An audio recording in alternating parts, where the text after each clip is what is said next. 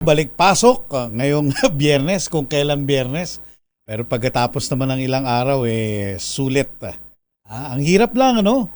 Siguro marami ng mga itinuloy ng leave at hanggang Lunes na. Sa Lunes na papasok. Kasabay ng mga nag-aaral, di ba? Yung mga chikiting na nag-aaral, Lunes ang balik Tama? Unless yung mga nasa higher learning meron kayong merong special na order na pumasok na o kaya may gagawin, merong work from home, kumbaga session from home. Good morning mga kadamdaming bayan, kumusta na po kayo dyan? Sana'y okay kayo sa all right. Ngayong huling araw ng linggong ito na punong-puno ng bakasyon. Eleksyon, isang araw na pasok, then nag-November 1 at araw ng mga patay, tinuloy pa ng November 2.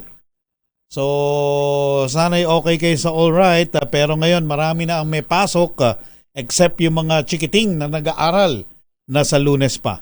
So stick around, welcome po sa Damdaming Bayan ngayong Friday. Thank God it's Friday, November 3, 2023. Damdaming Bayan. Nasa bilang linya yung anak ko. Paano ko bahatiin tong sarili ko? Nagsasalita ako dito, akala niya siguro siya kinakausap ko. Hindi, nasa radyo ko anak. Standby ka lang. Mga kaibigan, meron pong dumating na mga Pilipino from Lebanon, Lebanon, hindi Gaza, hindi Israel, galing sa Lebanon kanina. At susubukan nating makausap yung isa sa sumalubong dito sa mga Pilipino, sa mga kabayan natin na dumating ngayon sa NAIA Terminal 3 ba ito? Ayan, may pinakikitang video ang RHTV, si DMW, Migrant Workers Department, OIC, Hans Leo Kakdak. Uy! Si Arnel Ignacio. Okay, pinalad tayo. Ang administrator ng Overseas Workers Welfare Administration. Good morning, Sir Arnel Ignacio. Si Reggie po sa DZRH Damdaming Bayan. Yeah, good morning, Reggie, ano? Apo. Dito kami ngayon sa Terminal 3. Ilan Kaya yung... lang, malapit na mag-start yung press con. Oo nga ilan yung sinalubong nyo, admin? Anim. Anim from Lebanon, From Lebanon. Kumusta naman sila, admin? Ayos naman. Ito, tinulungan na natin with financial assistance package. And then, isasama ko sila sa OWA dahil baka madagdagan pa namin. Baka madagdagan pa yung 100,000 pesos. 20. Oo, 120. Dahil kasi magka-qualify sila dun sa ibang programa ng OWA. So, mga active members kasi sila. Buti naman at mine-maintain nila yung kanilang status sa OWA. So, marami sa yung makukuhang beneficio from the program. So, idagdag dun sa 120 bibigyan pa lang. Ano yung Titignan namin kung ano yung pwede. Admin, ano yung nila, natatakot na para makaiwas na sa possible na madisgrasya, mapahamak? Oo, kasi siyempre, pero yung isa nga, yung kwento niya, sanay na raw sila sa gano'n mga tunog ng barilan Ito nga, kakwentuhan ko Nagugulat din kami. Pero ang importante, sila ay nandito at then gusto lang namin sabihin, once gusto lang nilang gusto lang umuwi, hindi naman siya ganun kabigat na gawain para sa amin sa OWA, para maglipat. Ano ba ang mga trabaho nilang iniwan sa Lebanon? Mga household service workers. Household. Malapit na ho kami magsimula. Sige na. Sige. Thank you sa kahit kapraso. Salamat. Good morning. Good morning po. Si Overseas Workers Welfare Administration Chief, si Arnel Ignacio. Naalala niyo ba siya? Taga-showbiz si Arnel. Biglang, ngayon mukhang seryosohan ang pagiging lingkod bayan. Pinuno ng Overseas Workers Welfare Administration. May press conference, Kyle. Can we patch? Pwede natin iparinig ng kapraso yan. Kunin lang natin yung link para rin tayong nanonood or para rin tayong para rin tayo nandyan sa press con. O kaya si Edniel kung tumakbo, no? Si Edniel ba o si Christian Manyo? Better yet, Sherwin Alparo. Malaman natin. Balitaan nyo ako. Thank you! Damdamin Bayan. O balik tayo ngayon dito sa kailangan nyo magtrabaho uli kahit Biyernes. Pagkatapos ng mahabang bakasyon, kahit masakit, may pasok na uli. Ha? Maya-maya siguro magta-traffic na. Kukumusta rin tayo, Edwin Duque Bal Gonzales, sa biyahe naman ng ating mga kababayan. Ang mga otoridad ay sinasabing ngayon magbabalikan, kung hindi man sa weekend, yung mga umuwi ng probinsya para bumoto sa kanilang mga lugar at doon na rin mag-spend ng araw ng mga patay. So ang expected na mga otoridad natin ay baka mag-uwian na yung mga lumabas ng Metro Manila. At pagka nagkasabay-sabayan, syempre, kailangan maglatag na naman ng contingency measure ang ating mga otoridad. Pabalik po ang Damdamin Bayan. Welcome. Minus Lakay Mayor Deo Macalma pa rin. Ako po si Reggie Espiritu. Hanggang 10 a.m. tayo ngayong, thank God, it's Friday, November 3, 2023. Damdamin Bayan. Het! Kunin mo na uli. 11 minuto na makalipas ang alas 8 ng umaga.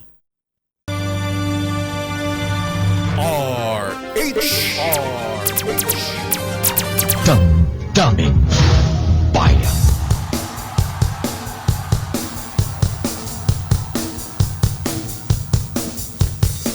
Takuan muna natin ang mga report sa labas. Pangulong Bongbong Marcos sa harap sa media ngayong umaga. Handa nyo na yung mga tanong, ano ba to? Malacanang press corps o ang mga kaharap o may ibang may reporters din galing sa ibang beat. RH14, Leth Narciso. Balitaan mo kami, Leth.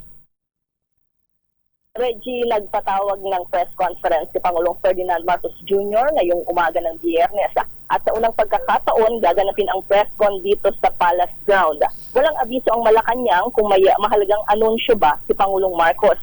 At ngayon pa lamang ulit ang sit-up press con ng Presidente dahil kadalasan ay puro ambush interview ang panayam ng media sa kanya sa mga pagkakataong may event ito sa labas ng palasyo. Alas 9 ngayong umaga haharap sa media ang Pangulo. At inaasahang dadalo rin dito ang ilang opisyal ng gabinete, partikular sina Executive Secretary Lucas Bersamin, Special Assistant to the President Antonio Lagdameo at Presidential Communications Secretary Cheloy Garafil. Para sa tao na unahan parang White House let ang setting Oo. Parang White House, ang galing Nagulat din kami kasi madalas yung mga event dito sa palasyo, sa loob talaga. Kaya kanina nung inihatid kami dito, dito lang namin nalaman na dito pala sa Palace Ground gaganapin yung press conference. Baka mag-coincide to dun sa pagdating. Ano oras ba ang pagdating ng Japanese Prime Minister? Oo nga, pero mamayang hapon pa yung schedule dito sa Malacanang. Ni Japanese Prime Minister Fumio Kishida. Okay, so kapaan? Ano to? Tungkol saan? Oo, puro espekulasyon kami dito. Kasi maraming marites. Oo, kasi syempre may mga inaabangan din naman tayo na pakaya galing sa Pangulo. Guys, syempre sa ganap dyan sa West Philippine Sea, ayan, may kinalaman ng China. At syempre may hinihintay tayo. May mga napapabalitang revamp, di ba? So, yun. Abangan natin, maya-maya. Tatlong senador, US senators ang sumulat kay President Joe Biden nila na sinasabing mukhang sinusubukan ng China yung Mutual Defense Treaty dun sa ginawang panggigit-git, dun sa BRP YAP, Philippine Navy ship na kasi yun organic na ng military yun Oo, nakalinya ang mga tanong niya mula sa mga miyembro ng Malacanang press corps at abangan natin kung masasagot ng presidente sa press con ngayon. Abangan natin. Sige, walang binanggit na expected time? ETA ng alas presidente? 9. Alas 9. Alas 9. Oo, alas Okay. 9. Tamang-tama. Babalik ako mamayang alas 9. Ayan, pakinggan natin yung mismong press conference ni Pangulong Marcos dito sa Malacanang. Huwag ka mag-alala, pasok agad. Oras pa ng damdaming bayan yan. Salamat. Balik kayo, Reggie. O, abangan natin yan, ha? Alas 9, may biglaan. Sila't mismo nagsabi nun. Malacanang reporter na. Biglaan nagpatawag ng press conference ang Pangulong BBM. Standby Grace. Nasa linya natin si Arnel Santos, ang master ng Victory Liner dyan sa Caloocan. Good morning, Sir Arnel Santos. Welcome sa Damdaming Bayan. Si Reggie po. Good morning naman sir, magandang umaga po. Anong expected nyo na na dagsa na mga mag-uuwian galing yung mga umuwi ng probinsya at bumoto ng BSK at nag-araw ng mga patay sa kanilang mga probinsya? Bali, kahapon sir, marami rin po mga pasero na Marami na. lumuwas po, galing po ng probinsya. Nakailang libo sa estimate mo? More than 10,000 sir. More than 10,000. Ano yun? Maghapon yun? Yung umaga hanggang gabi? Opo. Saan pinakamaraming galing? Central or Northern Luzon? Halos parehas lang sir kasi marami rin pong galing ng Norte at saka Central. Maalwa naman, maaliwalas naman ang kanilang biyahe. Wala namang mga aberya, Sir Arnel. Wala naman pong naiulat na naging problema sa mga biyahe namin sa Tasya. Naging maayos naman po lahat. Pagka ba kahit pauwi na, importante pa rin na nagpapabook, yung may advance booking, kumbaga? Yes sir, meron naman po kami online booking sir na nabibili po kayo online. Yung mga gusto po hindi na po pumila sa terminal, pwede naman po silang bumili. Pusita lang po sila sa website ng Victory Line. Ano ba, ang mga kababayan ba natin, sanay na yan, nagpapabook na? Wala na yung masyadong walk-in? Marami pa rin po booking sir, pero marami na rin po na nag-book online sir. Pero for convenience, para anong pinapayo nyo? Yung pagka ganitong peak season, magpabook Yes sir, ayun po yung pinapayo namin sir sa mga pasero natin. Mas maginhawa po kasi yung pag bumili ka ng ticket tayo online kasi hindi ka na po pipili sa marami pasero sir. Okay, makakaiwas ka na sa pila. Yung sa nag-iintay na matagal. Yes po. Okay, anong pinakamarami? Sa Baguio? Kayo, nakapasuki kayo sa mga umaakyat ng Baguio, di ba? Anong pinakamagandang sasakyan? Baguio tsaka sir, behind Zambales yung pinakamarami po namin pasero sir. Sambales. Oh. Galing ng Baguio tsaka Zambales. Galing ng Victory ha. Kayo nagse-service dun sa sa Zambales, ang gaganda ng mga beach, di ba? Maraming dagat na magaganda diyan, tabi-tabi. Magkakatabing bayan. Marami ba pumupunta sa Masinloc, turista? Bawal din Masinloc. Ano ba nakakasakop na bayan doon? San Narciso? San Narciso yata. O iba? Bali yun sir? Masinloc na po yun sir. Masinloc. Sa Zambales po. Opo. Oo nga, baho din Masinloc nga di ba? Doon, pagka ganitong panahon ng bakasyon, maraming turistang nagpupunta ron. Yes sir, marami po. Okay. Masasabi ba na sa Zambales, sa mga beach sa Zambales, yun yung pinaka dinudumog? Yes sir, pag ganito pong pasanat tayo sir, pinakamarami po talaga sir sa Zambales. Alam mo na nakapasyal ako dyan minsan. Alam ko sa yung nandun sa horizon, puro mga barko na ng China. Mga barko na ng China. Kasi ba't naman ang dami-dami naka-standby doon? Yun na yun. Yun yung nagkukumpulan doon na mga barko ng China. Okay, so hanggang kailan ang uwian? Kung naka 10,000 na kagabi, ngayong Biyernes, anong estimate nyo, ina-expect nyo, Sir Arnel? Tuloy-tuloy naman sir, sa monitoring po namin, tuloy-tuloy po yung yung mga bus po namin, tuloy-tuloy po yung biyahe galing probinsya na punuan po sila. Pero mas expected po namin, sir, kung darating na Sunday ng umaga hanggang maghapon, saka po yung Monday na morning. Ito po yung pinaka-expected namin talagang. Peak. Ito po yung araw na bubuhos po yung mga pasero paluwa. Oo, yung linggo, yung araw ng linggo. Yes po. Yung biyaheng undas, activated pa ba, umiiral pa ba, o inabandon na ng mga ng PNP, ng LTO, ng DOTR? Meron pa ba? Nakalatag pa ba yan sa mga national highway, Sir Arnel? Bali ito sa terminal namin, sir, sa Caloocan. Bali 24/7 lang po na may kaya halos wala naman po nangyaring incident ito nakaraang uwi.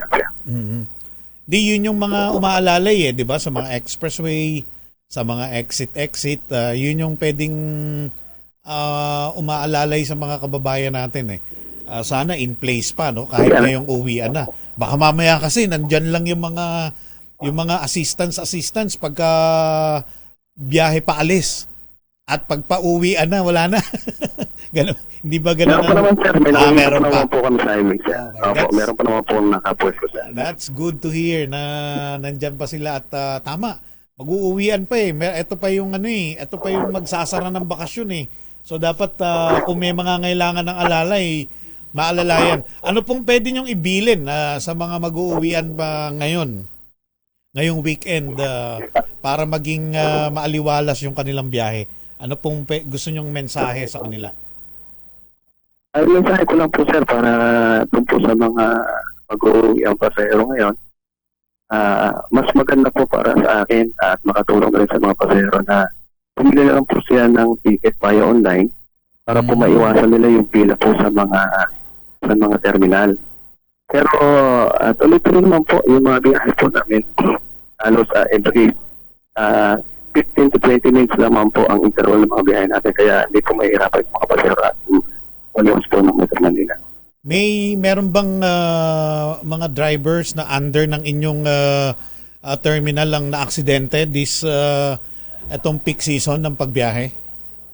Sir Arnel? Wala naman po na report Very good. na incident, sir. Lahat po ay naging maayos naman po yung biyahe namin itong nakaraang offline, sir. Lahat ng umaalis ay nakakabalik ng ligtas at maayos. Thank you, Sir Arnel. Salamat sa oras. Okay.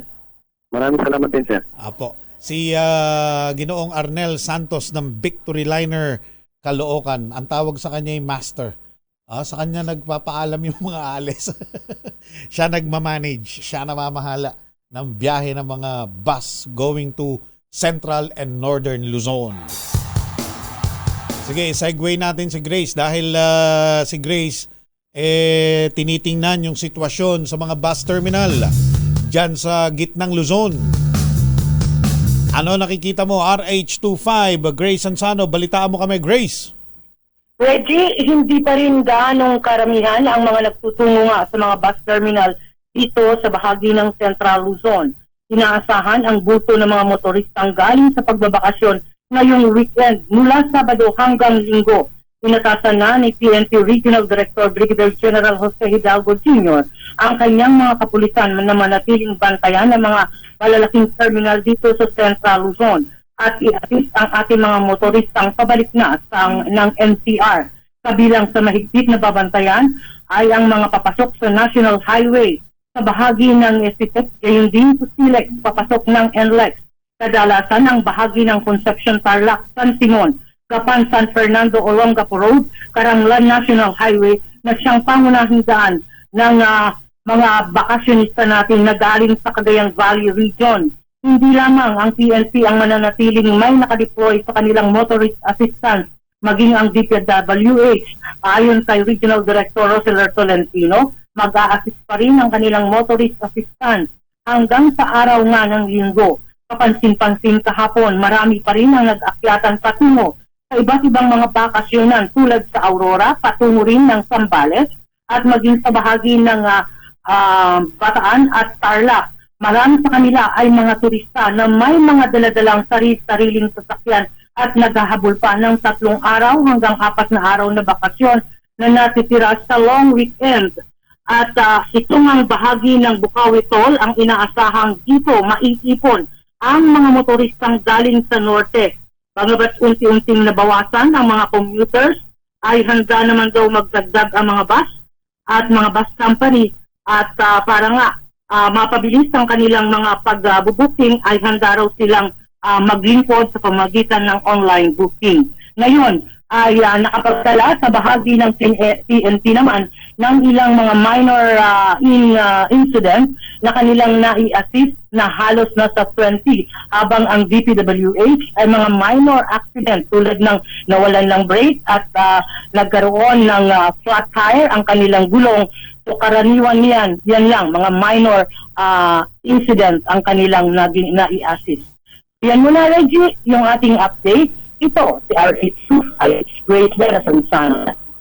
Sa pagbabalita, tuloy-tuloy sa serbisyo, sama-sama tayo, Pilipino. Thank you, RH25 Grace Sansano.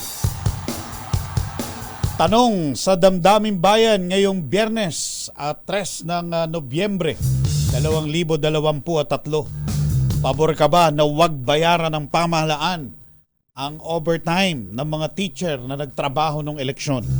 Eleksyong barangayan Sangguniang Kabataan. Yan ang bigyan nyo po ng opinyon ng inyong damdamin, ng inyong laman ng puso. Pabor ka ba na huwag bayaran ng pamahalaan ang overtime ng trabaho ng mga guro noong BSK election? Social media platforms ang pagsagot. DZRH text line na 0919-282-6485. Aabangan ko po yan, aabangan namin yan dito sa itatakbo ng programa. Oras sa Damdaming Bayan, sakto yung punto, 8:30. Sa paniwalang yung mga nasa Lebanon na Palestino at yung Hamas na nasa Gaza at West Bank ay magkakampi. Magkakakampi. Kung may dumating kanina at narinig nyo naman kay OWA Chief Arnel Ignacio na nandun na nga, dumating na nga kanina, yung 6. Sa Lunes naman, November 6, merong 45 na Pilipino na lumabas naman sa Israel. Kahit hindi tapos na yung mga atake sa Israel, ano, itong 45 nating mga kababayan, pinili namang umuwi muna. Siguro para makaiwas na talaga sa gulo.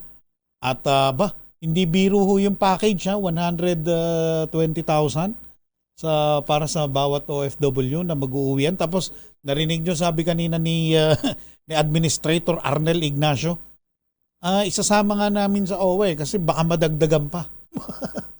Hindi masama, di ba, Het? 120,000 tapos pag sumama sa opisina, mukhang madadagdagan pa, lalaki pa. Malay mo, baka maging 150,000. Hindi masama. Hindi na masama yung package na ino-offer. Kaya nga umuwi yung mga kababayan natin, iniwan na muna yung trabaho. Paano ka nga namang gagana magtrabaho kung may mga bombahan ka naririnig sa paligid mo? Minsan malakas, minsan baka mamaya may mga na-interview na hotel workers sa Israel, tumitigil sila talaga sa trabaho dahil kahit na Gaza yung binabanata ng gusto, binobomba, rinig na rinig sa iba't ibang parte raw ng Israel. So kahit anong ginagawa nila, napapatakbo sila sa mga fire exit dahil sa akala na yun yung pinakamatibay na bahagi ng building, dun muna sila hanggang sa lumipas yung mga putukan, yung mga bombahan. Ganon ka tensyonado, mga kaibigan, magtrabaho. Kaya hindi mo masisisi yung mga kabayan natin kung pipiliin na munang lumabas ng Israel para sa kanilang peace of mind nga naman. So merong 45 from Israel na mga OFW, iniwan muna yung mga trabaho at darating uuwi sa Lunes. tigwa 120,000 and plus ang marireceive nila. Hindi na masama. Tapos makakaligtas ka pa, makakapiling mo pa yung mga mahal mo sa buhay o pamilya, anak na miss ka siguro, asawa, nag-uumapaw ng pagka-miss sa'yo. Diba? Hindi na okay yan. Tulungan natin yung mga kababayan natin na gusto munang umiwas sa gulo dahil pwede nilang ikapahamak, ikadisgrasya. Yung 115 Pilipinos na nag-iipon naman dun sa tinatawag na Rafah border crossing. Hanggang kagabi inaabangan yung kung aaprubahan na po ng Israel na makalabas na sila, makatawid na going to Egypt, pero wala pang bago. Unless matatawagan natin si Yusek De Vega uli ng DFA.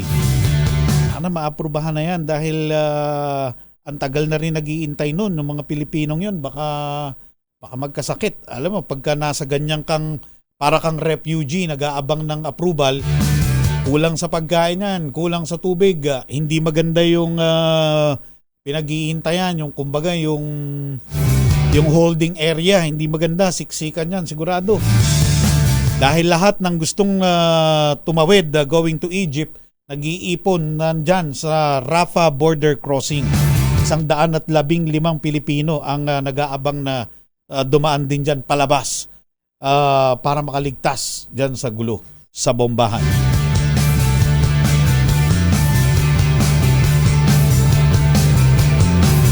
Good morning, Sister L. May ngiwi pa eh. Good morning, Papa Reggie. Na ba yan? Aga-aga na sasabihin. Magandang umaga, Papa Reggie. At magandang umaga sa lahat ng mga nanonood sa atin ngayong Happy Friday. Friday na agad. November 3, 2023. O, diba? Ayan. Tinan mo kapalaran. Kung kailan Friday saka kababalik sa trabaho. Sila Sila diba? yun. Sila yun. At tayo wala naman. Sa atin walang epekto yun no? Pero Pare-pareho lang. ang sitwasyon sa lansangan kani-kanina, no? May traffic naman. ba? Okay pa naman kani-kanina nung Pero papunta marami ako. nang Pero marami ka na nang yung kasabay sa mga kalye. pumapasok na balik trabaho. Alam mo yung mga yan, yung iba dyan, tamad na tamad yan.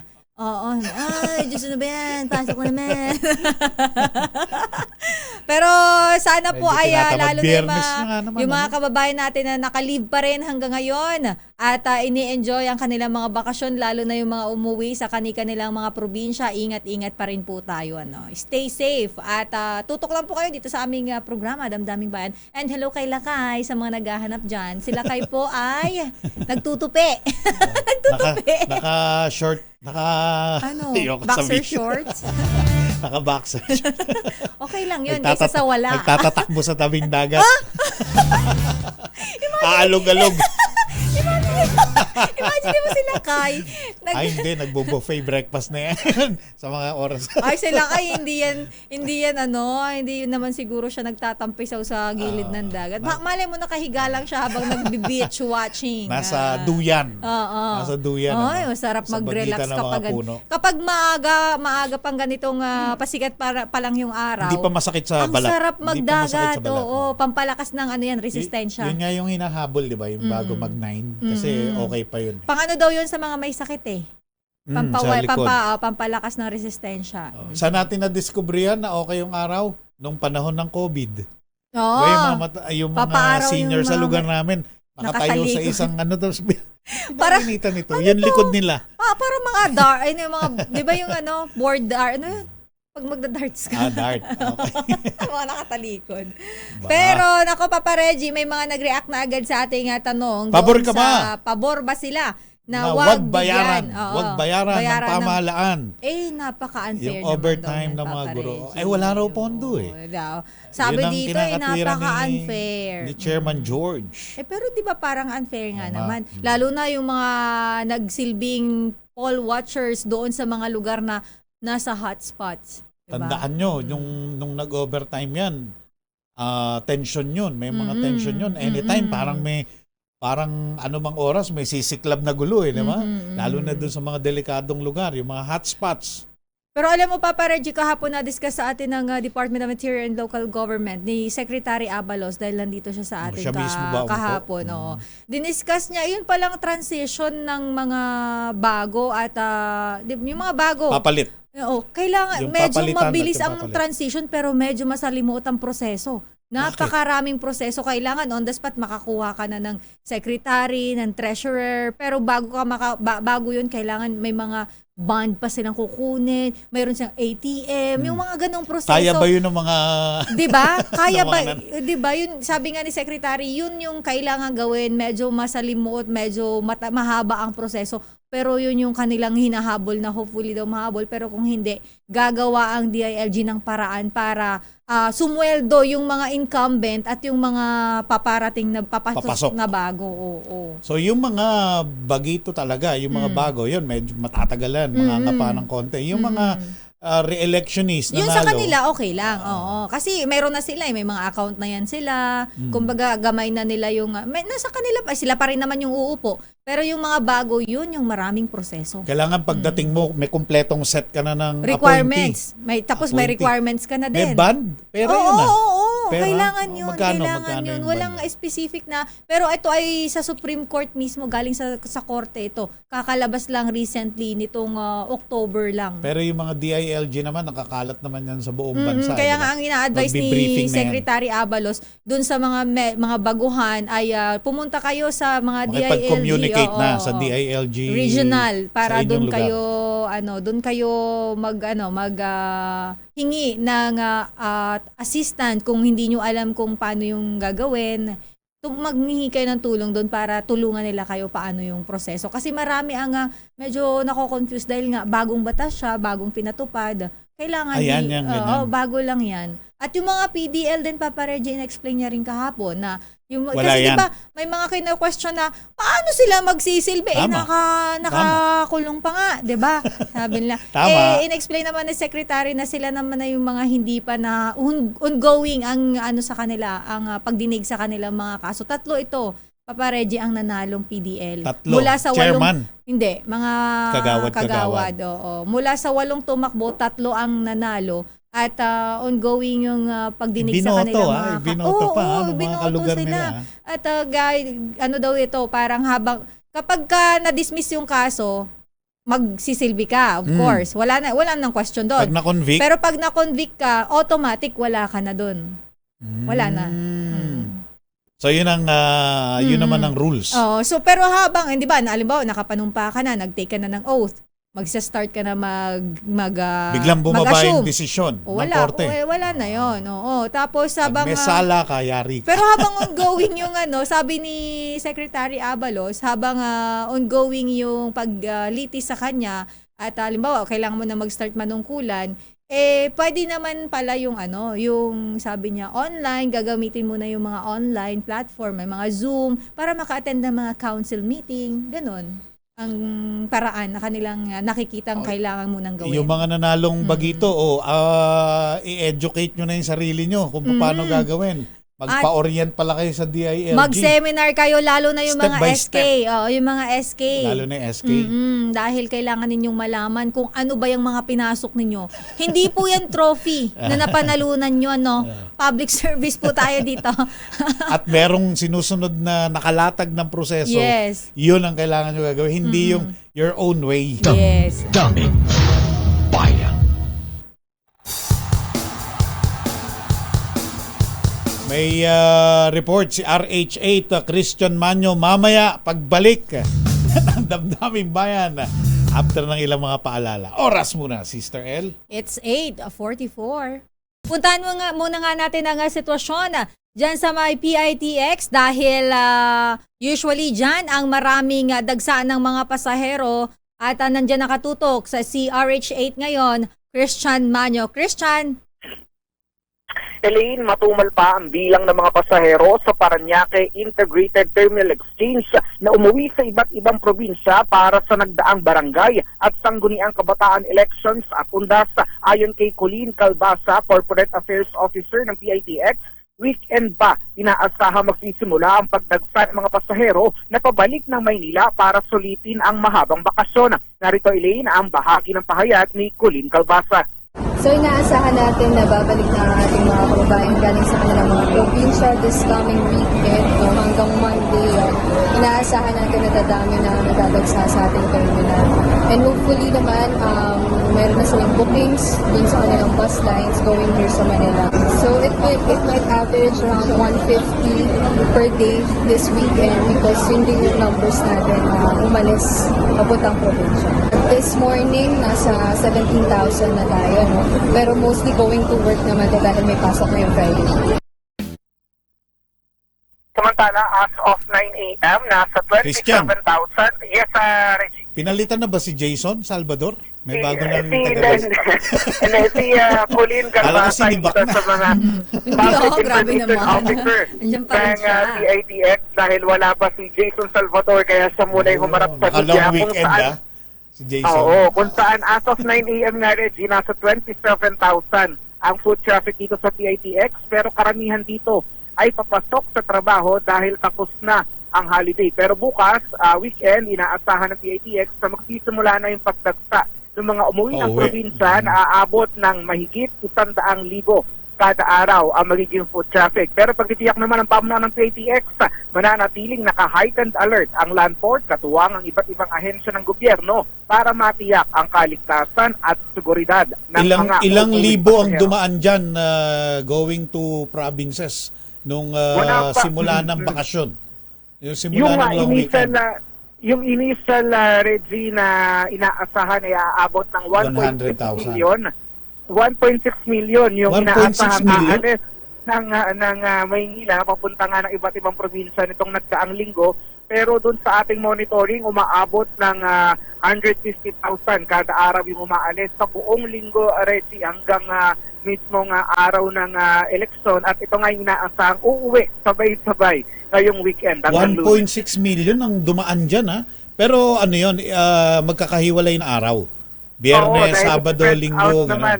Tama ka dyan. Spread out naman. A week before the UNDAP and the DSKE may mga umuuwi na. Yun nga yung inaasahan nila, 1.6. Pero sa monitoring natin, naglalaro lang naman sa mga 150,000 a day.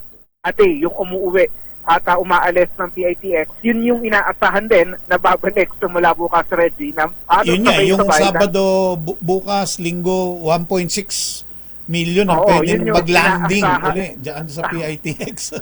Tama ka dyan, Pauwi Reggie. naman. Simula bukas hanggang Lunes na madaling araw, yan yung inaasahang babalik at uuwi sa Maynila dahil meron na ulit pasok sa Lunes. Aggregate yan iba-ibang mga bus lines yan di ba? Yung PITX. Tama ka dyan.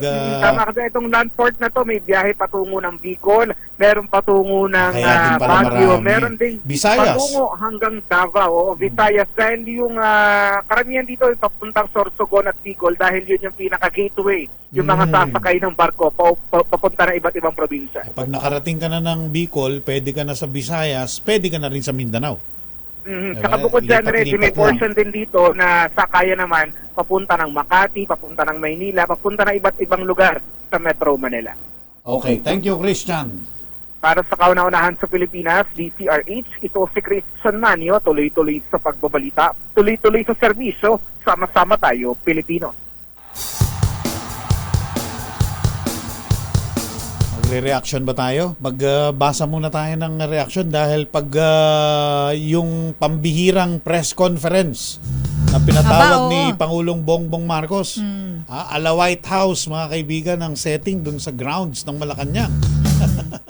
Abangan natin kung ano i-announce. Para Alas 9 yan, Papa Reggie, di ba? No? Para so anytime, maya-maya. buwelo na tayo. Oo. Basahin muna natin saglit itong mga nagkomento sa ating Facebook page sa DZRH News. Ang sabi dito ni Rodora Ramirez Manalo, baliwala.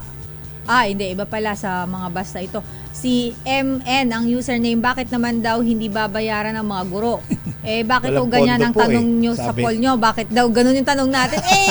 Yun nga po, alam naman namin na baka kasi may opinion po kayo, kaya po kami nagtatanong. Ayun.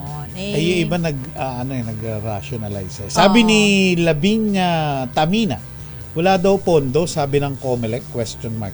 Bakit nag-schedule ng eleksyon? Hindi naman pala preparado sa overtime payment itong COMELEC. Walang malasakit sa mga teacher. Sabi niya. Thank you, Lavinia Tamina. Ay, sabi naman dito Hmm. ni Budots TV. Okay. Walang pondo ang COMELEC para paswelo sa mga guro pero may pondo para sa pagpapaganda ng kanilang bagong opisina. Okay. Ang kanyang question. At dapat lang daw bayaran, sabi ni Arnie Herona, dapat lang nabayaran dahil buwis-buhay din sila. Lalo na yung mga nasa hotspot. Ito yung sinasabi ko kanina, Papa Reggie, na dapat bayaran naman talaga dahil sila ay, of course, buhay nila yung itinaya dito.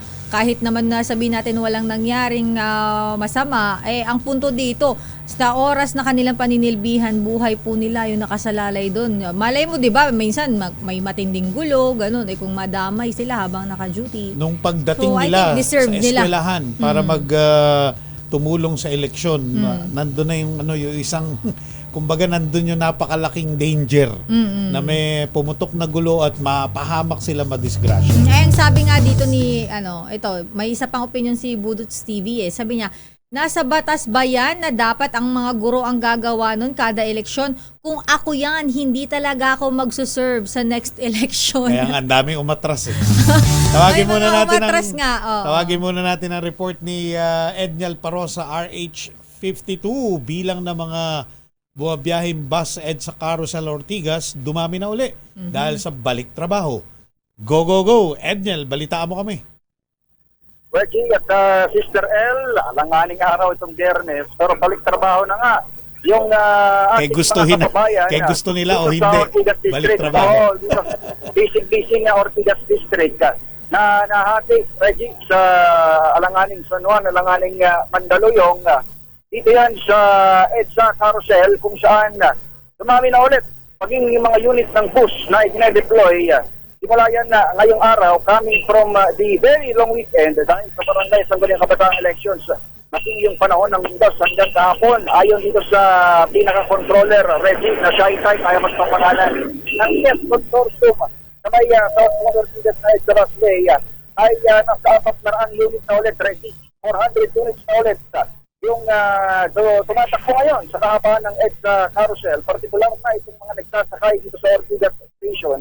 Mula yan kaninang alas 4 ng madaling araw at inaasahan patagal hanggang alas 12 ng tanghali. Galing yung 400 units na yan sa 300 plus lamang, Reggie, na umiikot sa buong EDSA Carousel at dumadaan nagsasakay sa Ortigas. Nitong long weekend, partikular ng DSKE at noong panahon ng undas, malapit na itong bilang, Reggie, sa normal na nasa 430 to 440 bus units kung iestimahin ng IAS Consortium ng EDSA Carousel. Kung makikita ng ating mga kababayan sa Regis Television ay marami na nga tayong mga empleyado ang naglalakad at bumababa. Sumasakay, bumababa dito sa mga Ortigas EDSA Carousel, maging doon sa MRT station. Balik normal na kung tutuusin, kung titignan yung dami ng mga empleyado na pumapasok dito sa bahagi yan ng Metro Manila. Kung tatanungin din yung mga enforcer, kababa ko yan, halos balik normal na yung dami ng mga pasahero. Like sa DSRH, gano'n na karami, mga nakikita mo ngayon? So wala sa bagay sir, mga 5-5 yung sumasakay. Halos kalahati na ng bus. Nakakalahati na yung mga bus masakay at bumababa dito sa EDSA Carousel. Pero yung deployment nila ay wala pa naman doon sa pre-long weekend. Ayan, kung tatawagin natin na numbers na 4:30 to 4:30. Sa kahaba ng EDSA, Reggie, kanina nadaanan natin ay balik normal na nga rin yung ilan sa mga bahagi na EDSA. Yung traffic. Sa traffic sa northbound. Yung traffic. Sa northbound, light to moderate pa yung kanina as of 8 a.m. Pero yung traffic talaga yung ganitong oras pa southbound. In fact, yung dyan sa may bahagi ng Makati. tatawid ako dyan sa may Makati, sa may Guadalupe Bridge. Nagpa-bottleneck dyan, Reggie, sa mga oras na ito dahil doon sa proyekto ng Manila Water. Sinimulan yung pipeline activity na yan bago pa mag-weekend nung nakaraan, bago pa mag-barangay at Sangguniang Kabataan Elections. At tingin natin dito mukhang itatawid nila over the weekend dahil alanganin nga ngayong November 3, hindi naman i-declare ang holiday. Tuloy-tuloy yung pagbako dyan ng Manila Water, medyo ilang metro din yung kinakain yan at nagiging abala sa mga magmamadaling motorista. Pero kung ikaw naman chill lang at wala namang hinahabol, ay kaya namang gapangin yung bahagi niya ng EDSA. So yan ang latest mula rito sa sinasabing center point ng Metro Manila. Dito yan sa Ortigas, bahagi ng Eastern Metro Manila para sa kauna-unahan sa Pilipinas, Danger H. Ito, si Edniel Parrosa. Tuloy-tuloy sa pagbabalita, tuloy-tuloy sa serbisyo. Sama-sama tayo, Pilipino. Thank you, RH52 Edniel Parrosa.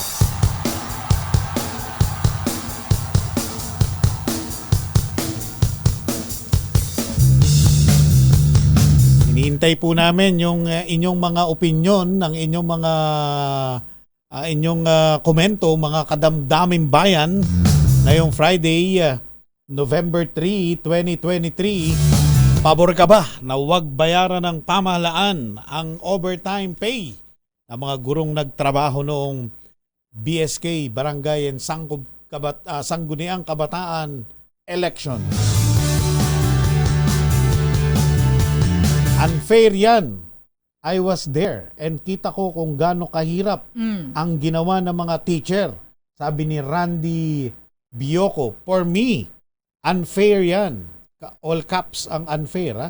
I was there and kita ko kung gaano kahirap ang ginawa ng mga teacher. Thank you, Randy. Aba, sabi ni Lopez Tamyo, bayaran, pinaghirapan. Ayan. Sabi naman ni Trabaho. Kading Borja, bayaran, dapat wag nilang ibulsa. Ayan. Sabi naman ni Maria Liberty Aranya, dapat lang po bayaran ang mga gurong nagbantay noong eleksyon dahil ang isang paa nila ay nasa hukay. Sa sitwasyon na nangyayari lalo na sa Mindanao, nararapat lang na ibigay ang kanilang sahod. Wala pang opinion na pabor. Oh, siyempre naman. Trabaho kasi sabi yan. ni Lovelier Mike Alonday, ano yun? Overtime tapos thank you lang? Wala lang charity ngayon. Wala nang thank you ngayon. Mayroon pa rin po. Kung services rendered, dapat Bayad. bayaran. Dapat lang daw na bayaran. Oras sa damdaming bayan, sakto in punto. 9:00 na. Sa kanilang lahat. Good morning, Sir Julius.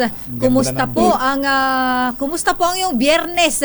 Ngayong balik po ang ating mga kababayan sa kanila mga trabaho. Yun muna, yung dumadaan sa mga expressway. Kumusta, Sir Julius? Opo, Ma'am Elaine at Sir Reggie, ngayon naman po hindi tayo nakakaranas ng mabigat na daloy ng trapiko sa lahat po ng ating mga expressways. Siguro marami po sa ating mga kababayan ang nag-extend ng kanilang mga bakasyon, no? At pinahabaan na lang ang kanilang pagbabalik. Inaasahan po namin na pwedeng dumagsa ang pagbalik ng ating mga kababayan na nagsilabas ng Metro Manila starting Monday after lunch and Saturday evening at hanggang kinabukasan po ng Monday. At lubos pong pinaghahandaan yan ng ating mga toll operators. Kasama na rin po ang aming Oplan na biyaheng ayos ng TRB upang mabigyan ng isang mabilis, ligtas at maayos na paglalakbay ang ating pong mga motoristang gumagamit ng ating mga expressway. Okay, so linggo ng gabi or even madaling araw ng Lunes ang dagsa, ganun ba? Yan po ang inaasahan namin, Sir Reggie, subalit hindi, we are not putting our hands down on that expectation. Kaya kasimula po ngayong araw na ito, lubos pa rin ang paghahanda at kahandaan ng ating mga toll operators upang tugunan ang anumang posibleng biglaang pagdagsa ng motoristang pabalik ng Metro Manila. Yan ang inaasahan nyo kasi in the past, yan yung attitude ng mga kababayan natin. Parang naging pattern Tama ba? na. Opo, nagkataon lamang po na napahaba ang mga holidays natin ngayon. Meron sigurong mga nag-extend. At sana po, gaya nung palabas ng Metro Manila nung Biyernes at Sabado, ay hindi naman po tayo magkaroon ng sabay-sabay na paglalakbay ng ating mga motorista. Okay, Sir Julius, nasa balita ang TRB dahil sa dagdag singil sa mga expressway. sa north at south, tama ba? Pareho, lahat ng tollway. Tama po, Sir Reggie at Ma'am Elaine. Ito Sakit po to. pinatupad na po kaninang madaling araw ng ating toll operator dito sa SLEX. At kasama na rin po, sumabay na po yung Muntinlupa, Cavite Expressway natin. Batangas. Ito po ang kauna-unahang toll fee adjustment na ipapatupad ng ating toll operator dito sa SLEX since 2011. So it took a lot of time, very meticulous review, compliance to all the requirements and processes as required by existing laws, rules, and regulations, pati na rin po ang aming tanggapan bago sila binigyan ng pagkakataon na makapag-adjust ng toll fee dito sa SLEX. At baka nabasa nyo na rin po ng karagdagang singil kung mamarapati Yung ninyo. bago nyo isa-isahin, Sir Julius, yung Magallanes Sukat na ruta, magkano na Wala ngayon? po. Dating 84 pesos, ngayon Class A vehicle, magkano na ngayon? Sir Reggie, wala po tayong pagtaas ng toll fee dito sa Skyway 1 and 2. Hindi, Ang meron po tayong paggalaw ng toll fee natin will only cover yung pong Alabang to Calamba at saka yung Calamba to Santo Tomas for the select portion po ng ating South Expressway. Doon naman po sa MCX, ito lamang pong 4-kilometer expressway naman po from Langhari up to pagpasok galing SLEX. Yung So doon po. Magallanes Sukat na binabanggit ko, yun nasa baba lang, hindi Skyway. Opo, wala pong paggalaw. Wala, hindi kasali yun. Wala po, hindi po kasali yun, Sir Reggie. Ang gumalaw lamang po, kanina ng umaga, ang nadagdagan lamang yung SLEX which covers only yung from Alabang up to Santo Tomas in Batangas City. Okay, so para ma-orient yung mga motorista, ano yung benchmark ng pagtataas na ito ng toll fee, Sir Julius?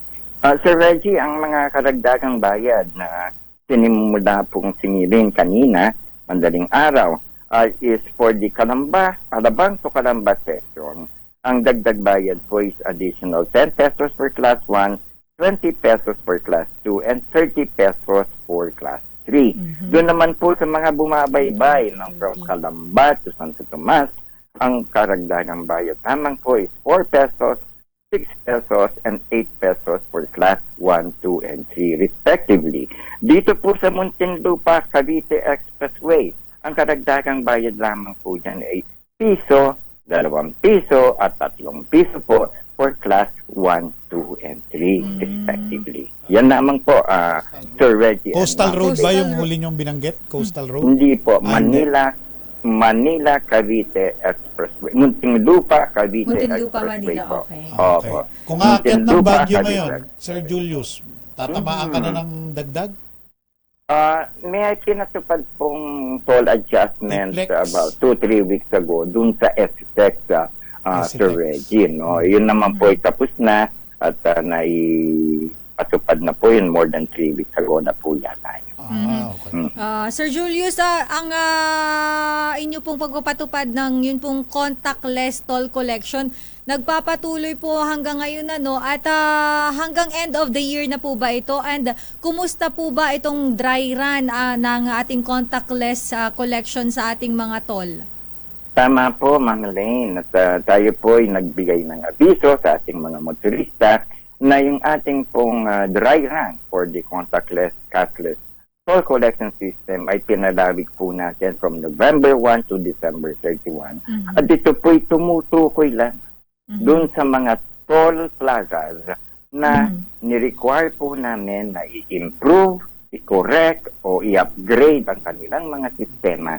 Nang sa gayon, pagka po naipatupad o maipapatupad na po muli yung ating official contactless and cashless toll collection system, ay hindi na po tayo makakaranas ng samot-saring problema sa ating mga ETC system sa mga expressway. Sir Julius, may mga toll plazas lang po tayo na mga qualified, hindi lahat. Tama po, Ma'am Elaine. Yung pong noon, yung mga qualified were already included in the dry run at patuloy po nilang ipapatupad yung dry run until December 31 with the same rules and implementing procedures. Dito rin naman po sa mga panibagong toll plaza, about 54 of them, batch by batch din po natin ipapatupad yan at iaabisuhin po namin ang ating mga motorista bago natin ipatupad yung mga panibagong patch toll plazas that are already qualified. So just in case po maging successful at makita natin na ready na, pwede na, handang-handa na sila na ipatupad ito pong contactless toll collection. Most probably, Sir Julius, kailan po kaya maipatutupad po itong contactless collection, yung re-implementation po nito? We are hopeful po na sana po by next year or even earlier maipatupad na yung muli, no? Subalit hindi po kasi kami ang anggapan namin ang makapagbigay ng desisyon na yan. Kailangan po kaming humingi ng pahintulot sa aming mother agency, yung DOTR, kung nararapat at naaangkop na ba na ipatupad muli yung full RFID at wala ng cash payment after. Opo. Kasi so dapat yung atin pong palang mga motorista, Sir Julius, sila ay gumagamit na nitong radio frequency identification or RFID para less hassle na at dire-diretso na lang, wala ng cash. Tama po, Ma'am Elaine. At Sir Reggie, katunayan nga po, nagpapasalamat kami dito sa mga motoristang who are cooperating and helpful. Kasi noon po ang problema namin, parating kulang ang load ng iba, kaya nagbabagal pa rin po. Walang balance. So, walang ang balance. So, marami na po ang sumusunod at marami na rin po ang nagpapalit ng kanilang RFID at marami na rin po ang nagpakabit ng RFID.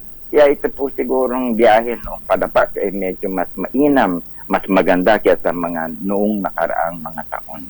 Sir Julius Corpus, thank you po. Thank you at mabuhay kayo dyan sa Toll Regulatory Maraming salamat, Board. sir. Salamat sa oras. Sir Reggie and Ma'am Elaine, maraming salamat po at sa lahat po ng kasamahan natin dito sa DZRH. Isang magandang umaga po. Damdamin Bayan.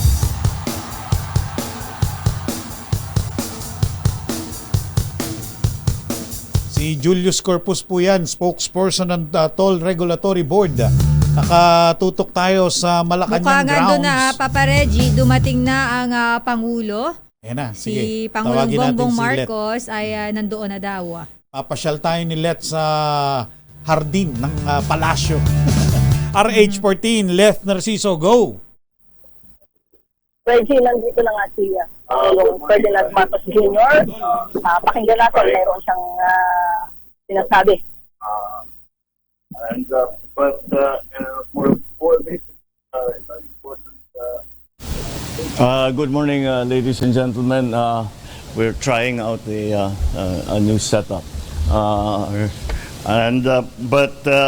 for this very important occasion, I have just administered the oath of office for the new Secretary of the Department of Agriculture, Francisco Laurel, who is standing here next to me. And this is because it is time that we have found somebody who understands very well the problems that agriculture is facing. And the reason for the timing, I'd like also to put a little background to it.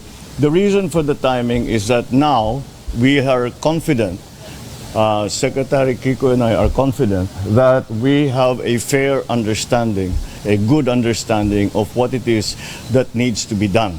What are the problems? And the reason that I held on to the position of Secretary of Agriculture was that I truly believed, and I think I was proven right, that there are many things that only a president could do. And the problems were so important and were so deep that I felt that the authority, please sit down, that the authority and the I suppose moral suasion of a president was necessary for us to be able to figure out, and it really was. Agriculture is a much more complicated thing than most people understand. But we have come to that point where we have a very good idea of where the problems lie, and what we need to do to solve those problems. So before I go any further, perhaps I would like to ask our new secretary to say a few words.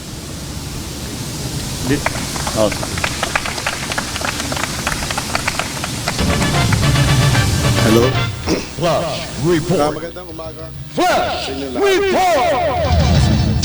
May bago na pong Agriculture Secretary.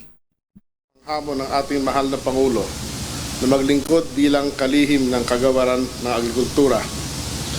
Una sa lahat, nagpapasalamat ako kay Pangulong Ferdinand Bongbong Marcos Jr. sa kanyang tiwala at sa pagkakataong binigay sa akin na makapagsilbi sa sektor ng agrikultura. Bilang kinatawan ng Pangulo, layunin ko na ipagpatuloy ang kanyang mga adhikain at programa sa sektor ng agrikultura. Sa mga darating na araw, ilalatag ko sa inyo ang mga plano ng kagawaran ng agrikultura in coordination with our President. Pangunahing adhikain ko ang pagtiyak na sagana ang ating ani at siguraduhin ito ay nakakarating sa hapag ng bawat Pilipino. Layunin ko na tiyakin na may sapat at masustansyang pagkain na mabibili ang ating mga kababayan sa tamang halaga. Susi dito ang modernisasyon ng sektor ng agrikultura kasabay ng pagpabubuti sa kapakanan ng mga kapatid nating magsasaka at mangingisda. Ating sisiguraduhin na sila ay makikinabang sa mga bunga ng kanilang pagod at pagsisikap. Malapit sa puso ko ang mga kapatid nating magsasaka at mangingisda dahil personal kong natunghayan ang mga hirap at pangarap nila. Asahan po ninyong laging bukas ang aking tanggapan para sa inyong lahat. Handa akong makinig at makatrabaho kayo. Higit sa lahat, ako ay handa na magtrabaho para sa inyo. Lubos po ako naniniwala na kaya nating mapalago ang produksyon ng ating agrikultura sa tulong ng ating Presidente. Ngunit hindi ko ito kakayanin mag-isa. Kailangan ko ang tulong at pakikiisa ninyo at ng buong sambayan ng Pilipino. Maraming salamat po sa inyong mainit na pagtanggap at suporta. Mabuhay ang kagawaran ng agrikultura, mabuhay ang mga magsasaka at mangingisda ng Pilipinas. Salamat. Flash Report. Flash Report. Francisco Chu Laurel, bagong Agriculture Secretary. One of the most important departments in our government. At ito parang yung isinama na natin yung ating pinag-uusapan dati na lagi natin ang pagtingin natin sa ating private sector ay partner sa lahat ng mga ating gagawin. Kaya naman ang pagpasok ni Secretary Laurel sa kanyang posisyon na Department of Agriculture Secretary ay para na nating sinama dahil matagal na siya sa industriya ng fisheries. Nagsimula siya sa pangingisda, ngunit na yung mga iba't ibang panig ng agrikultura ay napasukan na niya. Kaya nauunawaan niya hindi lamang kung ano yung problema, kung hindi ang mga solusyon sa problemang yun. At bukod pa ron, kilala na niya ang mga tao, yung tinatawag na mga expert, na mga professional, ay kilala na niya at madali niyang lapitan para magtulungan, para nga mabigyan, matugunan at mabigyan ng solusyon ang mga problema sa larangan ng agrikultura. Ang nag-uusap kami, ang bago talaga na hindi natin hamon na hindi pa natin naramdaman sa buong kasaysayan ng tao ay ang climate change. At ito talaga ay, siyempre, alam naman ninyo, yung panahon, talagang yan ang inaasahan ng ating mga magsasaka at saka mangingisda. Kaya't wala naman tayong control dyan. Kaya't kailangan talaga makapag-isip tayo ng mga bagong sistema, mga bagong strategiya upang ito naman ay mabigyan natin ng solusyon at hindi pahirapan ang taong bayan. Kaya malaki ang trabahong ibinigay ko sa ating bagong kalihim at handa naman kaming lahat, hindi lamang sa pamahalaan, kung hindi pati na sa private sector na siya itulungan. Dahil naging kaibigan na rin natin ito. Matagal ko nang kilala si Secretary Laurel. I've known him since we were boys. So, malakas ang loob ko na may appoint siya kasi kilala ko pagkatao niya. Alam ko napakasipag nito, unang-una. Pangalawa, nauunawaan niya na mabuti ang sistema ng agrikultura dito sa Pilipinas. Kaya't inaasahan natin lahat na he will do a very good job. Maraming salamat. Magandang umaga sa inyo lahat. Ayos. Let? Reggie, ayun nga, ang anunsyo ni Pangulong Marcos, may Dalawang bagong flash kalihim ang report yan, Department. Let. Bumaba na sa DA si PBBM at may bago namang kalihim. May question and answer ba? Oo, ito pakinggan yan. natin. Sige, pakinggan natin. The obvious one is trying gain control of the prices of all the agricultural commodities that are going up. At tinatamaan tayo ng, yun na nga, yung napag-usapan ko, climate change. Alam nyo na lahat yung swine flu, alam nyo na lahat yung avian flu na tumatama sa atin. Kaya yan, ang una natin in the immediate term, hindi lang short term, kundi in the immediate term, kailangan natin makakontrol at tignan kung paano natin gagawin. At the same time, kasabay nito is the longer term, yung production at saka cost of production, mechanization, lahat ng mga bagay na yan. At tinitignan natin ang mga ginagawa ng ating mga karatig bansa, such as Thailand, such as Indonesia, such as Vietnam. At baka meron tayong matutunan sa kanila na pwede nating na bagay dito sa Pilipinas. And that's the first thing that our new secretary will have to do. Thank you, Mr. President. Yeah. Mr. Kenneth Paciente of PTV4. Good morning, Mr. President, Good morning. and good morning, Secretary. To Secretary Laurel po, sir, following your appointment, ano po yung marching order nyo naman po sa Department of Agriculture, sir? Thank you. Well, today I will proceed to the Department of Agriculture and meet everybody. Well, ang hingin ko lang sa kanila talaga sa ngayon is their full cooperation dahil importanteng buo ang departamento sa isang goal, no, which is basically modernization at increase of production. Yan ho ang marching order sa atin ni Presidente at yung mga plano ni Presidente i-implement namin to the letter. But I need the team to be intact at buo ang loob para magawa at para ma-meet ang targets and goals natin. Thank you. Thank you, Secretary Laurel. Thank you, Mr. President. Before we finish, I would just like, I know many people are worried about our people, our Filipino nationals in Gaza, in Israel, in the middle of the war. At saka dumating ang balita sa atin na yung mga nasa Gaza hindi pinapalabas pa sa Rafah crossing. And nagtatakang iba bakit nga hindi. Well, it is unfortunately completely out of our hands. We have no control over this. It is between the Israelis and the Palestinians. There is also a complication because some of the Filipino nationals, mga babae na may napangasawa na ng Palestinian. Hindi pinapalabas yung Palestinian. So many of them are undecided kung gusto nilang umalis o hindi. Dahil siyempre ayaw naman nilang iwanan ang asawa nila, ayaw nilang iwanan yung kanilang anak.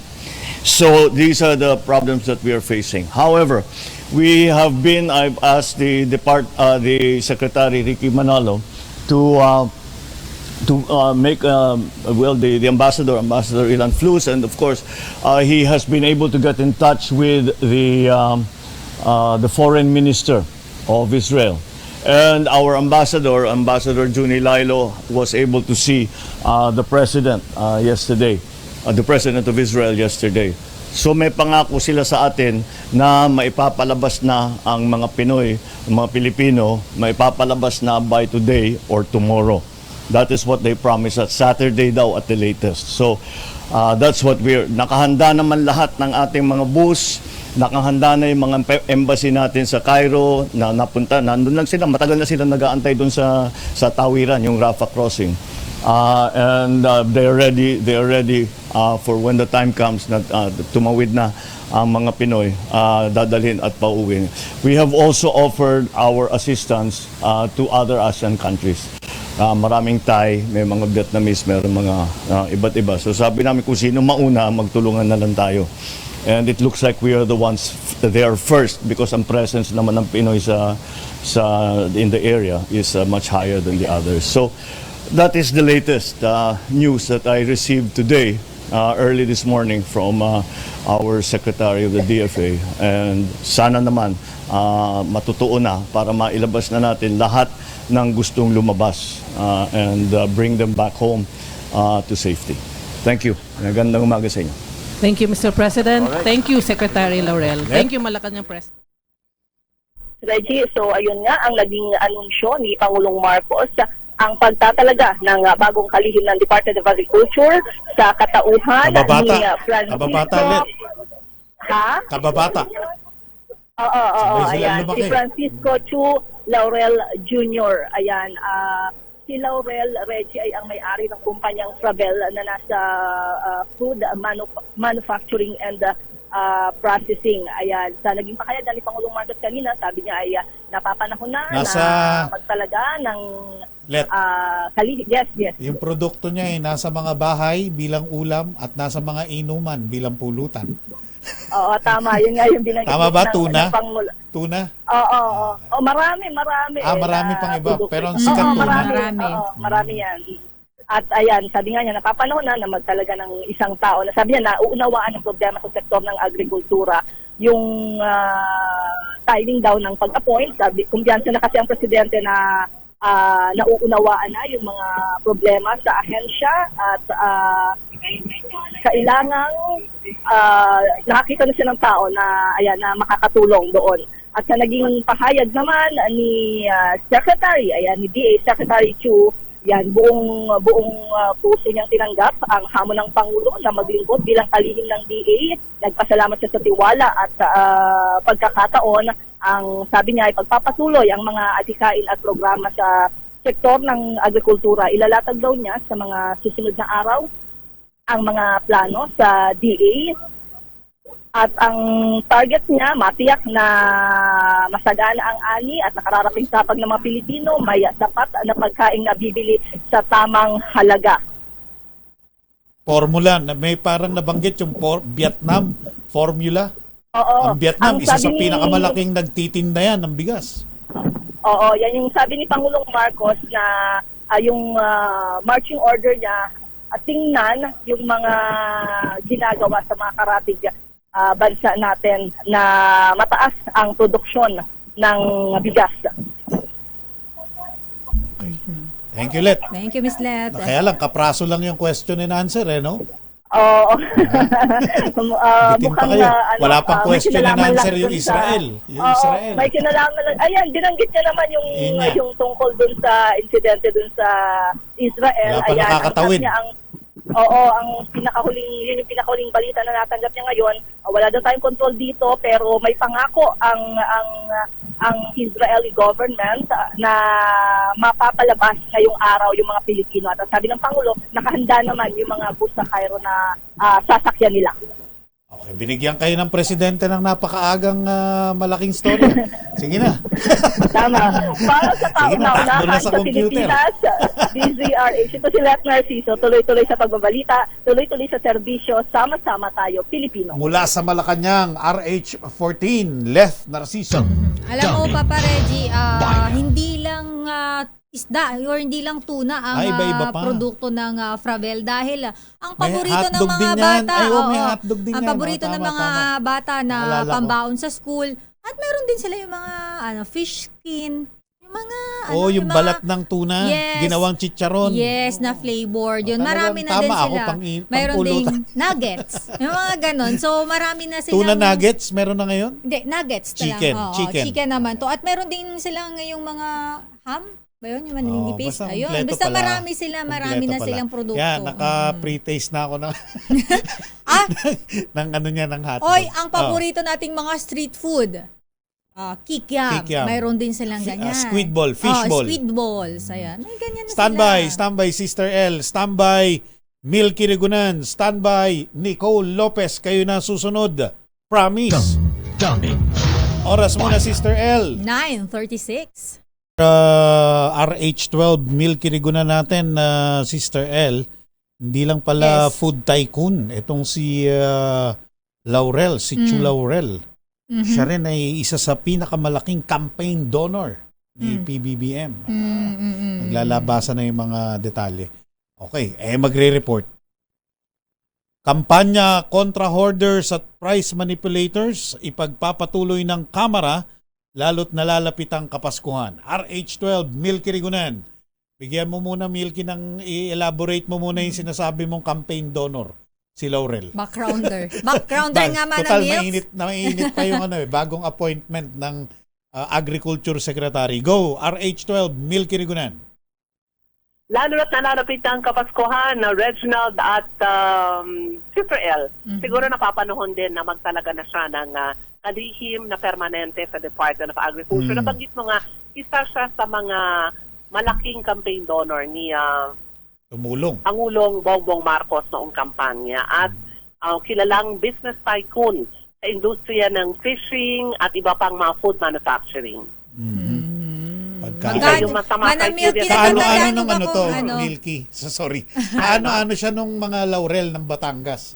Yung naging Vice President. Malamang kamag-anak din. Kamag-anak At yung din. mga Chu na meron ding negosyo naman sa power ay kamag-anak din niya. So talagang kilala at mayamang pamilya rin itong natalaga Elite, bilang kalihim ng Elite. Department of Agriculture. Oo. Tulad mo, Regis.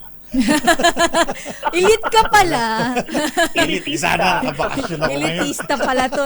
Manamix, natatandaan mo ba gaano kalaki ang kanyang naibigay? Binubulgar ba yun? Charot Naku, lang. hindi detalye yun. Akala ko Sinusulat Milky mo sa sec may bubuit ka eh. Oo. Ito pa lang Pero si... ang isa sa mga kung titignan natin sa mga balita naman siya, one of the biggest campaign donors ni PBBM noong nakalipas na presidential election. Fact Anyway, na yun, hindi fiction. Fact, katotohanan na.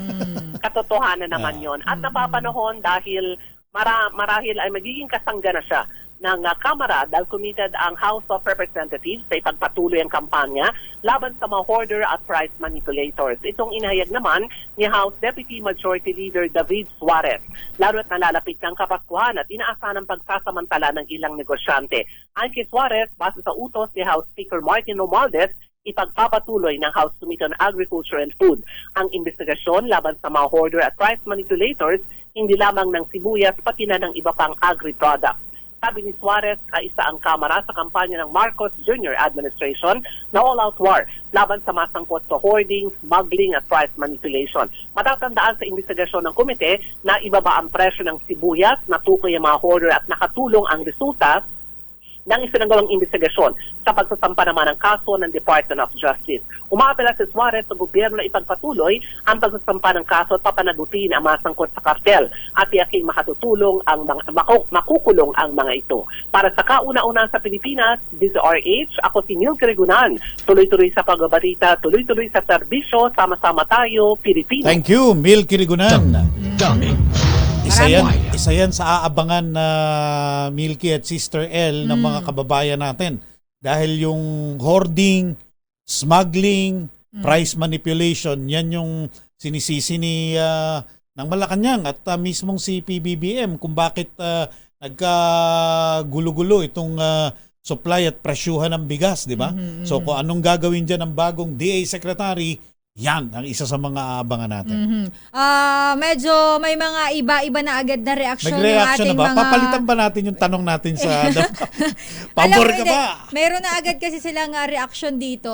Basahin tama lang yan. natin Sige, mag-comment. go. Very, very quick lang ang komento ng ating mga viewers and listeners Bilisan dito mo sa ating magbasa at si Het, Facebook.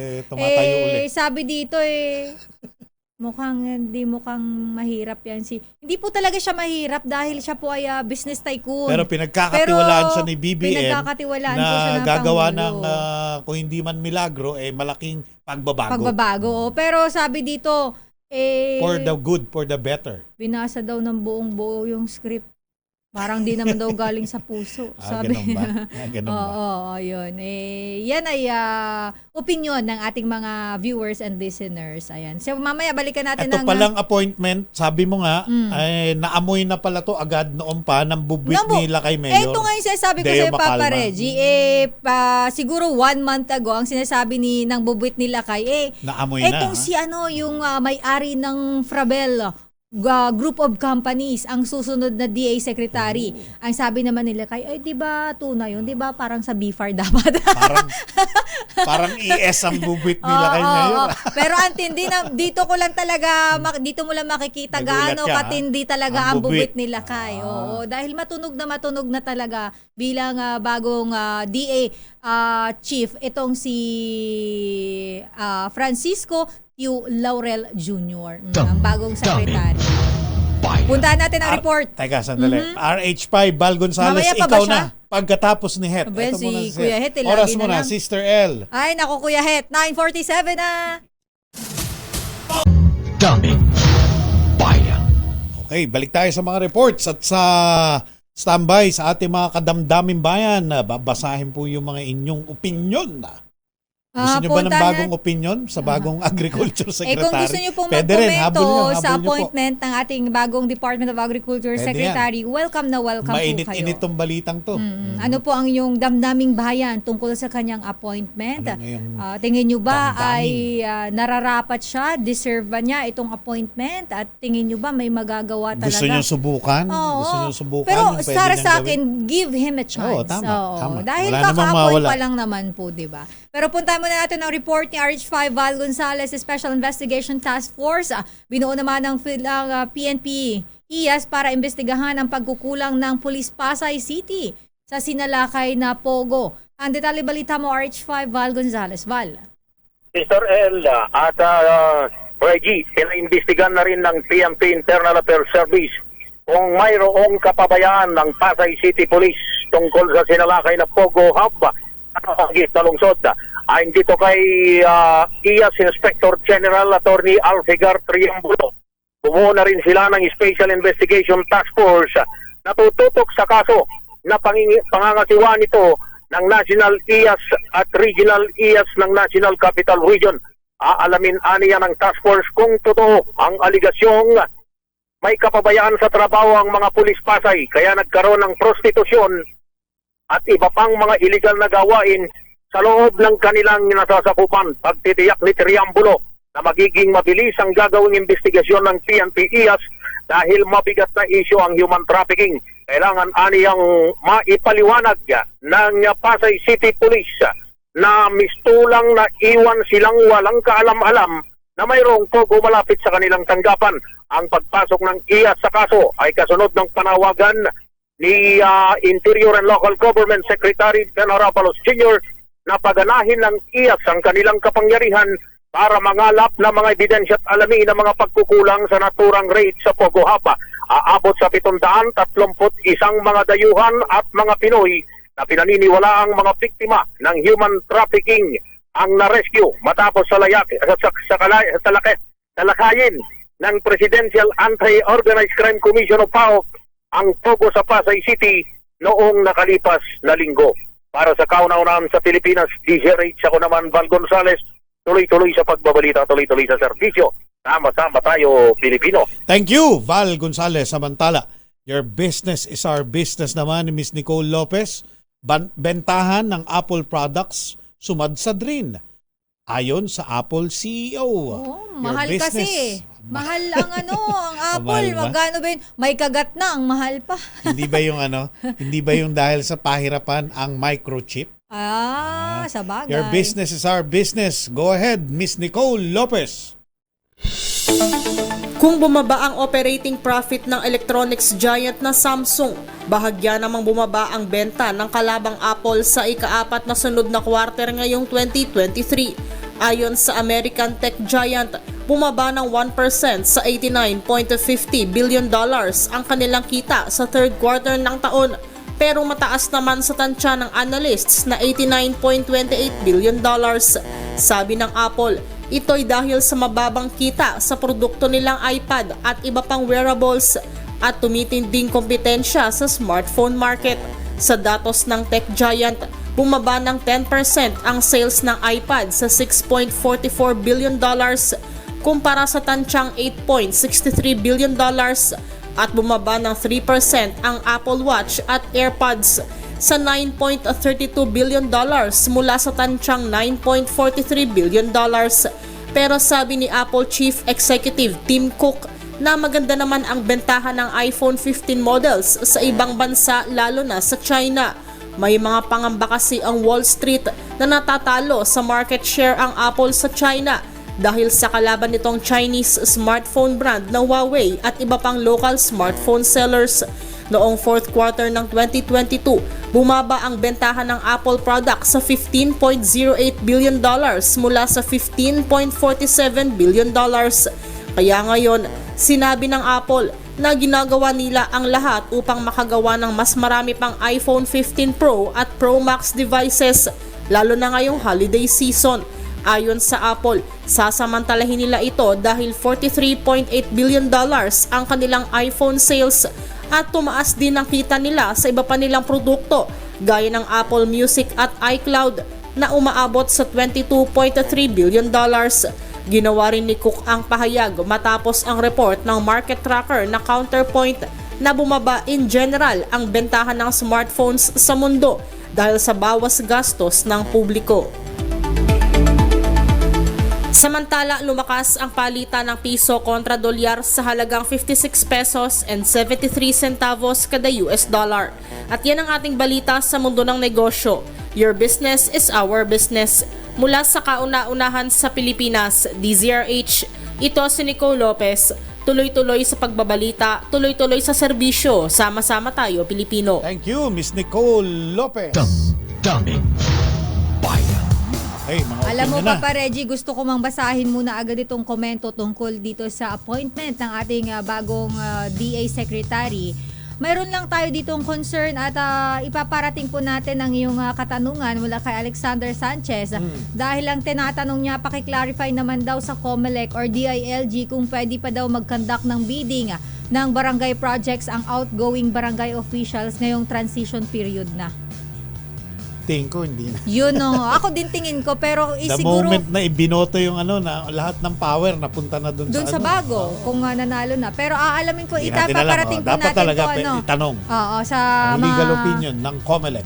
In charge po talaga dito, aalamin po natin But anyway, mayroon ditong komento po ito Damdaming Bayan. Damdaming Bayan ng ating viewers at listeners. Sabi ni Lakwachero Vlog, ha ha ha. Babawiin na ang nagastos ni Laurel noong eleksyon. Opinion niya ng natin. Yan po ay opinion niya ng listener. Sabi naman ni Ricardo Messina, sana mapababa niya lahat ng pagkain mula sa agrikultura, bigas, poultry product, gulay, isda at karne. Siguradong susubukan niya yan. At yan ang babantayan natin. Yung consuming public. Yan ang ating gustong mangyari, di ba? At may humabol dun sa tanong natin kanina. Kalbuhin daw si COMELEC chairman kapag hindi nila binayaran ng mga guro. Kayo talaga. Grabe na, napaka-harsh. Huwag naman gano'n. Sa Comelec chairman Pero gagawin hindi natin. naman siguro ginusto yun ni Comelec Chairman George Garcia. Sumusunod rin lang siya sa patakaran. Oo, na wala pong Ang sabi niya, pondo. as per COA, walang nakalaang budget. Nakalaang budget. So ano magagawa ng Oo, Comelec? oo. Alam nga naman maglabas ang ating Comelec Sarili share nilang pera. out of his pocket, 'di ba? Pero sana magawa ng paraan dahil deserve din ng ating mga guro na makuha ang nararapat na benepisyo. Wait nga lang, naglo-load yung aking Habang naglo-load dyan, happy birthday muna. Bukas, November 4. Kay Mabel Aribe, ba? Mababalita ko may pakain. Bisperas pa lang, may ramdam pakain na na. natin. Talagang paano mo makakalimutan yung bukas? Ay, ano yung pakain muna? May pakain. Catering. Catering? Happy birthday. Hindi, pero nandun may breakfast kanina eh. May mga Napatanong nga pangalan. ako, kanino to? Bakit may pagkain ng aga-aga? Parang, Nakasulat ko ano, parang ham. naninira yata ng diet to. Patatabain Ay, tayo. paborito ko yung pagkain doon corned beef na may itlog. Sarap na. Happy birthday, Mabel. Miss Mabel Advance happy Aribe. birthday. Hindi pa naman niya birthday. Enjoy ka Bukas dyan. pa, di ba? Bukas Bukas pa. Ayan. Enjoy ka lang dyan. 18 years old na ba siya? Land of the Rising Sun. Nandiyan sa Japan 18 ngayon. years old. Nagkakangipin. Ay, sorry. Natawa na naman ako sa 18 years Happy old. birthday. Happy Okay, birthday, sige. Ano ate. pang opinion natin? Opinion naman mula kay, wala na bang nagbo-birthday na iba? Wala na. Akala ko may iba Kodi ko pa rito eh. Wala, Dati may nagbibigay kodi sa ko atin rito ng na kodi ko mga dito eh. November eh. Baka sabihin unfair tayo. Oo, isa lang binati Oo. natin. Sabihin kung sino lang may pakain. Napaka-discriminatory natin. Kawawa naman yung walang pakain. Ikaw lang. Hindi namin sinasadya Hindi, yun. opo. Hindi Wala lang lang- ho kami talagang Hindi lang po kodi ko namin rito. kabisado. Pero sa lahat po ng nagse-celebrate Gusto ng nyo, kanilang hanggang alas 12 ng tanghali, magbatian. Sa lahat po nagse-celebrate ng kanilang birthday, happy birthday po sa inyo. Sabi Maligayang kaarawan. Sabi ni Nida Manansala, since newly appointed pa lang as DA Secretary, tama daw tayo, give him a chance to prove his worth. We can't judge a person by the looks. Yun ang kailangan ng mga yung susubukan. Malay mo, di ba? Yes, oo. Sila pala ang sagot sa mga problema Mahirap kasi yung magja-judge tayo agad-agad. Totoo yun. Huwag Lalo na, tayong judgmental. hindi magiging food tycoon yan kung wala yung pinatunayan. Di ba? Napakahirap Diyos ko naman, kaya Papa gawin. Reggie, kung lumaki ka ng ganyan kalaki, di ba? Sa pagitan noon ng ahensya ng gobyerno at negosyo, dito ako sa mga proseso ng negosyo kasi ang bottom line dito, umunlad yung kumpanya. Yes, di ba? oo. And hopefully, kung gaano niya napalaki Sana nga magtagumpay. Oo, magawan din ng solusyon yung problema natin. Uhaw na uhaw, matagal ng gutom na gutom ang publiko sa magagandang mangyayari sa sektor agrikultura. Kaya Babasahin ko rin subukan natin. to, Papa Reggie, si Noel, ang kanyang username sa Facebook. Hindi ko nabuuin kasi mukhang real name niya to eh. Sabi to, if he's the biggest campaign donor, then the new DA Secretary is getting his ROI. Return of investment. Opinion ayun. po yan ha. Opinion Opinion ng po mga yan, ha? nakikinig ha. Hindi namin opinion yan.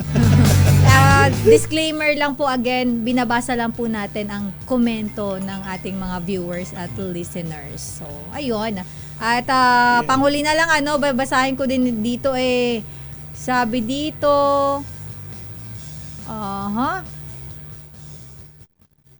okay. So, ito naman pala ay tungkol sa issue naman ng allowance o yung bayad sa ating mga guro. Sabi ni Ricky Malyari, depende kung ano pinag-usapan ng pamahalaan at ng mga nag-serve sa eleksyon kung yung ibibigay na sahod nila is whole package na. Ayun. Okay, may babatiin ako. Yung mga nasa Posadas. Si Marcus, si Ate Bambi, si Chris, si Ate Jing, at saka itong si Alexa Victor, Kate Bugya, JJ Dukusin, Miles Armamento, Lorenzo Salcuti, and Andre Bunuan. Thank you. At Happy ihabol ko listening. lang, nanonood Happy sa atin, viewing. ang Beshi nila kay si Sir Aman Tosino dyan sa Batangas nandyan sa Batangas nanonood sa atin Tulingan, live. sinaing. Ay, eto nagpapadala sa atin. May, Yan ba yun? may kasama Siya ba pang yun? kaldero. Palayok. Palayok. Sir Aman, maraming salamat. Good morning sa mga taga Batangas. At Diyos maraming naaga sa mga taga Bicol. Hello to my mama, Mama Yolo. Oy, Junel, dyan sa Junel, Alan, Brad, Albert, Marshall, Junel, dyan sa Wash and Wear Laundry. Ihanda nyo na. Ano ba Alam na ho ihanda? kami. Bye. Happy weekend. Happy Friday. Aba, wait lang ihabol natin to. Nag-extend Lalo na tayo, daw Sister L. lalakas ang imported na galunggong. Sabi doon sa comment. Loko-loko. Bye, Sister L. Thank you. Thank you everyone. Minus lakay Mayor Dale Ilang araw Macalma. din tayo, no? Oo Apat nga, na apat. oo. Habang date. Bye! Habang Stay date. safe! Lakay! Mwah. Uwi na. Maniningil na naman po yan. Sa ngalan po nila kay Mayor Dale Macalma, ako si Reggie Espiritu. Bye! Abangan, susunod naman si Miss Wonder Woman May Binauhan, DZRH Operation Happy Tulong. weekend! Oras, Sister L. Hello to Miss Happy Marilo Friday. de Guzman. Bye. Happy Friday, 3 minutes after 10.